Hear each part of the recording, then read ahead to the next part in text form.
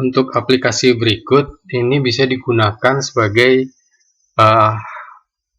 aplikasi untuk membuat tagihan atau invoice produk digital yang memang penerimanya adalah komisi ya, bukan penjualnya tapi komisi. Jadi menjualkan produk seperti misalnya affiliate, menjualkan produk software ataupun menjualkan produk hardware. Tapi transaksi tidak dengan kita hanya sebagai tenaga penjualnya saja. Ini halaman mukanya, jadi tampilan menu depannya ini bisa diklik di sini di bagian kanan. Ini adalah 10 invoice yang belum dibayarkan ditampilkan di sini. Kita bisa mulai langsung dari setup usaha. Di sini bisa diisikan tanggal awal terlebih dahulu. Jadi tanggal awal di sini ini hanya untuk sebagai referensi di proyeksi penerimaan di sini. Karena invoice-nya sendiri bisa diisikan. Jadi satu aplikasi ini bisa untuk merekap sampai 2000 invoice, dimana apakah itu periode 1 bulan, periode 1 tahun, ataupun tidak terbatas, asal sesuai dengan jumlah, asal mencapai maksimum 2000 invoice di sini.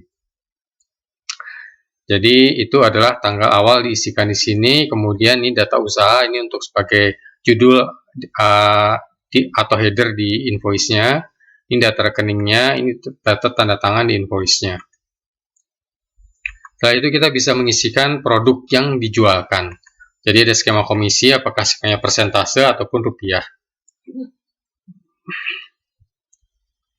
Setelah itu kita bisa isikan klien.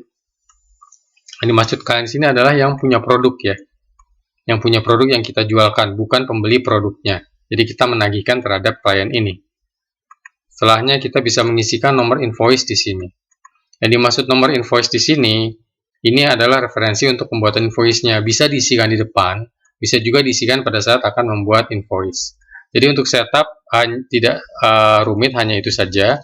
Setelah itu kita bisa masuk ke bagian penjualan. Kita bisa isikan tanggalnya di sini, kemudian nomor invoice-nya, kemudian nomor urut invoice-nya. Yang dimaksud nomor urut invoice itu adalah nomor urut ini, 1, 2, 3, 4, 5, 6, 7 ini. Jadi harus diisi agar muncul. Kalau tidak diisi, maka dia tidak akan muncul di invoice-nya. Kemudian kita bisa pilih kliennya, kemudian pilih produknya, kemudian isikan jumlahnya dan harga per unit. Total, kemudian komisi, itu akan dihitung secara otomatis. Kita tinggal mengisikan data jatuh temponya. Nanti data tanggal jatuh temponya akan dihitung berdasarkan selisih jatuh tempo ini.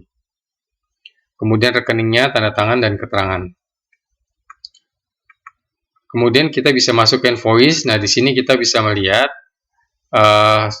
kita bisa memilih nomor invoice-nya di sini. Kemudian data-data akan muncul secara otomatis. Ya.